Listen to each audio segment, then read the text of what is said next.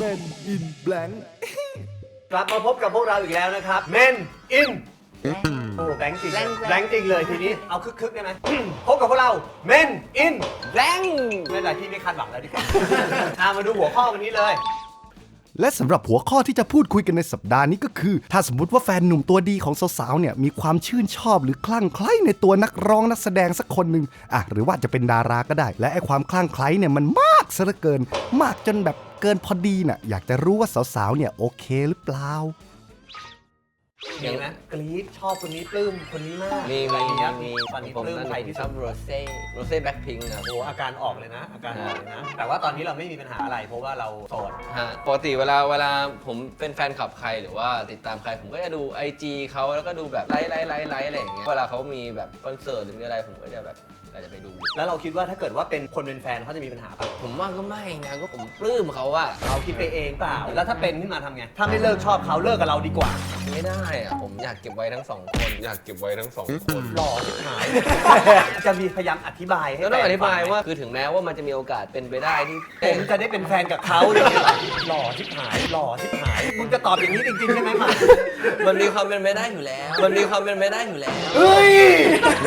จัดรายการกับใครกู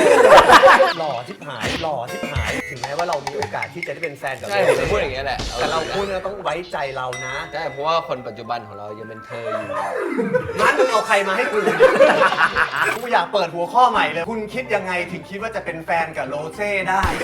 หล่อชิบหายหล่อชิบหาย เพราะฉะนั้นเนี่ยวันเนี้ยน่าคุยกับผู้หญิงว่าเขาจะคิดยังไง ใช่ครับ แล้วถ้าเราได้แฟนเป็นหม่ำอย่างเงี้ย แต่หม่ำคิดจะไปจีบโรเซ่อย่างเงี้ย รู้สึกยังไง เพราะฉะนั้นเราเลยอยากรู้ในมุมผู้หญิงอยากรู้ไหม อยากรู้ค อยา รับ กรู้เดี๋ยวไปฟังกันเลย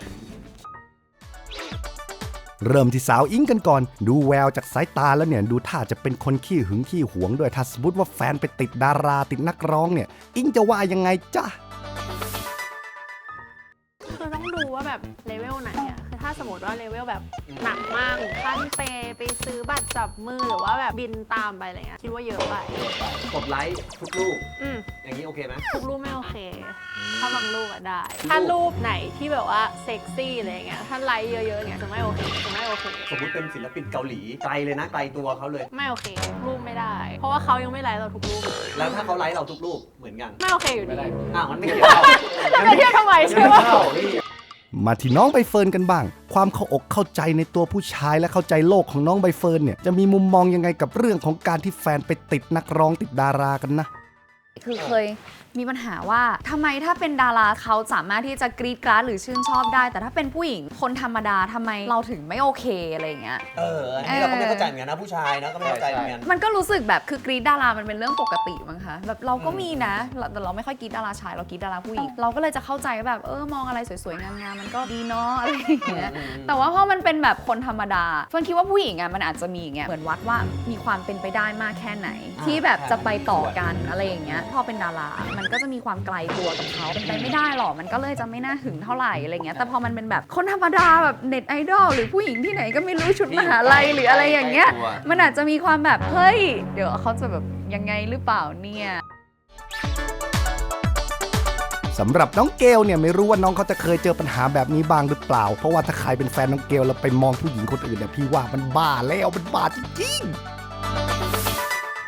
คือเกลไม่มีปัญหาเพราะว่ารู้สึกว่าเขาไปไม่ถึงแล้วก็มีนะแบบสไลด์ไอจีมาโอ้โหเจอแต่ละคนทั้งนั้นเลยนึกออกไหมเกลพยายามที่จะเข้าใจธรรมชาติผู้ชายว่าแบบมันจะมีมุมโมเมนต์นั้นน่ะว่าไปอะไรของเขาคือเราก็ไม่ไปยุ่งไง แล้วขอบเขตของเรามีได้แค่ไหน ไดเล็กนี่ไม่ได้แล้ว ได้ DM แค่ ไม่ ไล ได้ ค์ คือเมื่อไหร่ที่มีอินเทอร์แอคกันไม่ได้แล้ว สมมติไม่คุยแต่สมมติไปในรูปบิกินี่แล้วส่งไฟอย่างเดียว ส่งรูปไฟ อันนี้ทำเองปะเนี่ย ไม่ได้ทำ อ๋อไม่เคยทำ ไม่เคยทำ อ๋อไม่เคยทำมันก็ไม่ได้ดิอย่างนั้นมันก็คือคุยมันก็คือหมายถึงว่ามันอินใช่เหมือนผู้หญิงตามผู้ชายก็เหมือนกันอะไรเงี้ยผู้ชายก็ไม่โอเคถ้าผู้หญิงไปถามผู้ชายนึกออกปะไปกดหัวใจเงี้ยมันก็เหมือนกัน มาฟังพี่รุ้งกันบ้างดีกว่าเพราะพี่รุ้งของเราเนี่ยผ่านโลกมาเยอะถ้าแฟนของพี่รุ้งเนี่ยติดนักร้องจนไม่สนใจคนข้างๆเนี่ยพี่รุ้งเขาจะรู้สึกยังไงกันแน่นะ เราอะประสบการณ์ไม่เคยมีอย่างนั้น แฟนไม่เคยไปแอบตามกรีดใช่ไม่ใช่หมายถึงว่าไม่เคยมีกรณีนี้ แต่ถ้ามีนะลุงว่ามีปัญหานะอารมณ์แบบถ้าไปตามกรีดตามอะไรเขาขนาดนั้นแบบโอ้โหคอนเสิร์ตจะต้องไปดูทุกคอนเสิร์ตมีภาพเขามาอยู่ในห้องหรือแบบ เก็บ ทำไม แบบว่า เพราะอะไรทำไมถึงมีปัญหา เคยเข้าใจไหมว่าบางทีผู้หญิงบางคนถึงอดีตแฟนเก่าของผู้ชายก็ยังมี เพราะฉะนั้นน่ะมันไม่แปลกเลยกับการที่ถ้าสมมติว่าแฟนเราไปแอบกรี๊ดคนคนนี้ในขณะที่เราอยู่ในปัจจุบันของเขาอะถ้าสมมติว่าลิมิตไหนที่พอได้ก็คือแค่ชื่นชอบเฮ้ยไปดูคอนเสิร์ตเขากันอะไรเงี้ยไปได้ แต่ถ้าถึงจะต้องแบบว่าเฮ้ยตามไปเขาอยู่ที่ไหนแบบทุกคอนเสิร์ตอย่างนั้นก็ไม่ไหวเอารูปเขามาเก็บมีแปะข้างฝาอะไรอย่างนั้นก็ไม่ มันดูคลั่งไปเกินกว่าตัว ใช่ เรามั มันคลั่งเกินไป ถ้าเป็นผู้หญิงทุกๆคนน่ะก็คงจะไม่โอเค นอกจากแบบว่าก็มีคนที่กรี๊ดอยู่เหมือนกัน คือถ้าเรามีกรี๊ดอยู่เหมือนกันนี่ย เราจะเข้าใจหัวอกเดียวกัน สมอ ใช่ แต่ถ้าเราไม่ได้กรี๊ดใครเลย แล้วคุณกรี๊ดอยู่คนเดียวแบบวันๆหนึงไม่มองหน้าแฟนแต่ดูแต่หน้าของผู้หญิงที่ตัวเองกรี๊ดศิลปินที่ตัวเองชื่นชอบหรือว่าเป็นใครก็ไม่โอเค สมมติว่ากลับกันเราเคยมีแบบปลื้มใครแล้วก็แฟนไม่โอเคกันไหม ก็มีนะ มีเหมือนเป็นคนรู้จักอะไรเงี้ย ไม่ได้ถึงขนาดเป็นดาราอะไรเงี้ย เหมือนบางทีเราก็แบบไประเบิดไหลไประเบิดไหลไปกดไหลบ้าง ใช้คำว่าระเบิดไลฟ์ด้วยนะ ระเบิดไลฟ์ คือแบบ ยิงหัว คือแบบก็ไปไลฟ์อะไร เราคือเหมือนแบบเหมือนแฟนเขาอะไรเงี้ย เอามาเห็นพอดี เราก็เห็นแฟนเขาว่าคอมเมนต์ว่าลำใหญ่ ก็เลยแบบชัดเลย แล้วทำไงอ่ะ ก็ไลฟ์ต่อไป คิดว่าเก็บระเบิดไม่ให้ยิงต่อ ถ้ากับการแฟนของเราอะสมมติฝ่ายผู้ชายไปทำบ้างเป็นระเบิดไลฟ์รุ่นน้องผู้หญิงคนหนึ่ง ก็ด่า เอ้าที่เธอยังทำเลย ก็เราทำเราบริสุทธิ์ใจ แต่ว่าจริงๆอ่ะมันขึ้นอยู่กับคนที่เราคบด้วยนะส่วนว่า ถ้าคนที่เราคบอ่ะแล้วเรารู้สึกว่าแบบเขาไว้ใจได้ในเรื่องแบบนี้อะไรเงี้ยจะคิดใครก็คิดไปเถอะเพราะเรารู้อยู่แล้วมันไม่มีอะไร แล้วถ้าเกิดแฟนเราสมมุติโรเซ่แบล็คพิงค์แต่เขามีความรู้สึกลึกๆอยู่เสมอเลยว่าเขาหล่อพอที่จะจีบโรเซ่แบล็คพิงค์ได้ แล้วแต่ดิ สมมุติว่าเป็นห แล้วแต่เขาเลย ม่ำสมมุติว่าเป็นหม่ำ อ่ะถ้าเกิดว่าแบบไม่ล้างเราไว้ดีเราไปคบกับโรเซ่ก็ช่วยไม่ได้นะช่วยไม่ได้นะก็แล้วแต่ถ้าเธอดูแลเราไม่ดีเราก็คงต้องไปหาโรเซ่นะ แล้วเธอคิดว่าเราเซดาวเธอไหม รอประโยคนี้อยู่หลายคนไม่มีคนพูด นี่เคยไปดูคอนเสิร์ตอะไรเงี้ยไหมคะ ยังแต่อยากไปดู อย่างน้อยไปคอนเสิร์ตมันมีโอกาสได้เจอกัน ใช่ใช่ไม่ต้องกลัวเรื่องอะไรรอแค่แบบสายตามันชนกัน นะเชื่อพี่ยังพอสายตาชนกันปุ๊บเรา มันก็คงเป็นความรู้สึกเดียวกันเนี่ยพี่มันมีความเป็นไปได้อยู่แล้วมันมีความเป็นไปได้อยู่แล้ว เฮ้ยจัดรายการกับใครกันหล่อชิบหายถ้าเกิดมันใช่ก็คือใช่อะ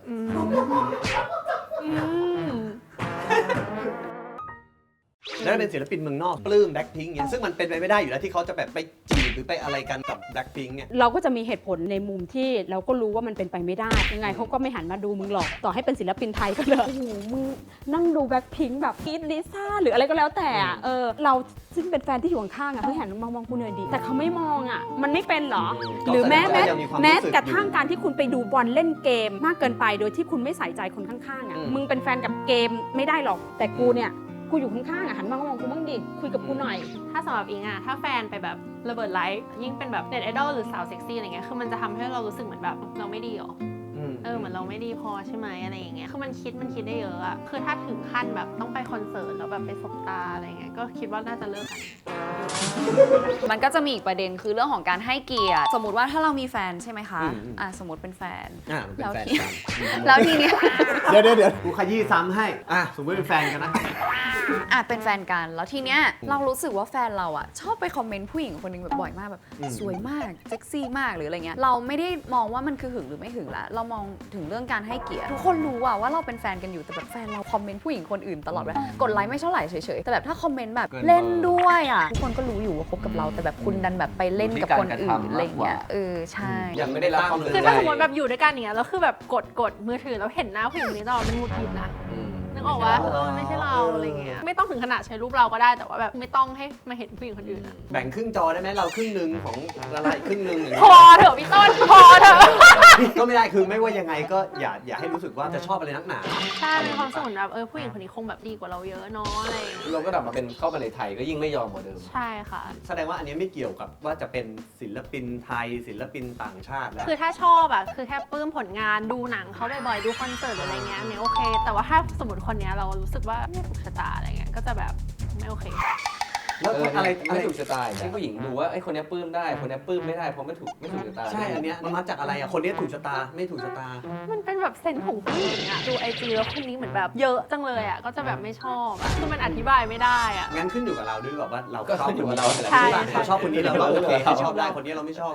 คุณไปสนใจอย่างอื่นมากกว่าเราเอง ใช่ มากกว่าตัวฉัน แล้วพอมันยิ่งเป็นเรื่องของเป็นผู้หญิงคนอื่นน่ะมันก็ยิ่งความรู้สึกที่น้อยใจมันก็ยิ่งมีมากกว่าอะไรอย่างงี้ไง ถ้าแฟนเราอ่ะจะไปชื่นชอบศิลปินคือมันได้ แต่ขอให้มีขอบเขตอย่าเยอะจนทำให้แฟนคุณรู้สึกว่าแบบโดนปล่อยปละละเลยอ่ะแล้วไปสนใจคนอื่นมากกว่าคุณอะไรประมาณเนี้ยวันนี้มันอาจไม่มีปัญหาแต่วันข้างหน้าแล้วว่ามันมีปัญหาแล้วมันจะโดนยกเรื่องนั้นมาคุย มันจะแอบมีความแบบถึงจะมีเหตุผลก็เถอะ แต่บางทีเขาถึงได้บอกว่าอะไรนะ เราใช้หัวใจเรามากกว่าเหตุผลน่ะซึ่งบางทีผู้หญิงก็เป็นอย่างนี้บ่อย คือมันจะมีลิมิตนึกออกไหมพี่มันจะมีเส้นบางๆอะถ้าเกิดคุณข้ามเส้นไปแล้วเนี่ยคุณก็จะรู้อยู่แล้วว่ามันต้องมีปัญหาผู้หญิงหลายๆคนก็อย่าเพิ่งไปคิดเล็กคิดน้อยจนเกินไปเพราะว่ามันเป็นธรรมชาติของผู้ชายนะผู้ชายมันจะชอบมองอะไรอย่างเงี้ยเราก็ขอให้ผู้ชายรู้ไว้แล้วกันว่าอย่าข้ามเส้นตรงนั้นไปที่มันจะทำให้เราให้ผู้หญิงอะรู้สึกไม่สบายใจอะไรเงี้ย แต่ว่าบางทีอ่ะผู้ชายจะมีอารมณ์แบบไม่มีอะไรแล้วก็ไม่มีอะไรจริงๆแต่ลบแชทดีกว่าเพื่อความสบายใจของแฟนเพราะรู้สึกว่าอันนั้นนะไม่โอเคก็ให้อ่านไปสิก็เขาก็ต้องรู้ด้วยตัวเองว่ามันไม่มีอะไรแล้วถ้าผู้หญิงจะงี่เง่ากับความไม่มีอะไรจริงๆอ่ะก็ไม่ต้องไปง้อหรอกเลย อันนี้ต้องบอกหม่ำนะ เพราะว่าเรื่องความง้อเนี่ยหม่ำไม่ค่อยได้ง้อผู้หญิงอยู่แล้วส่วนใหญ่ผู้หญิงจะมาง้อหม่ำ หล่อเนาะ แต่ก็เข้าใจเขาคุยกับเรื่องโรเต้ทุกวัน แต่คุยคนเดียวไม่เคยเข้ามาอ่าน ใช่เขินเดี๋ยวทั้งวันเนี่ยพอเขามีความกล้าพอเขาจะกลับมา โอป้ามัมมาโอป้ามัม พร้อมย้ายมาอยู่ไทยด้วยกันเมื่อไหร่เดี๋ยวเขาก็ตอบเองอะค่ะ ใช่ใช่โอเคครับ ชอบไหมครับทุกคนกับคำตอบของสาวๆเมื่อกี้นี้นะครับ แล้วก็อย่าลืมกดช่อง subscribe กดมีนาคมให้กับช่อง Subscribe ของเรานะครับ ฝาก Subscribe ของช่องมีนาคม แล้วก็เป็นไงบ้างความคิดเห็นของสาวเมื่อกี้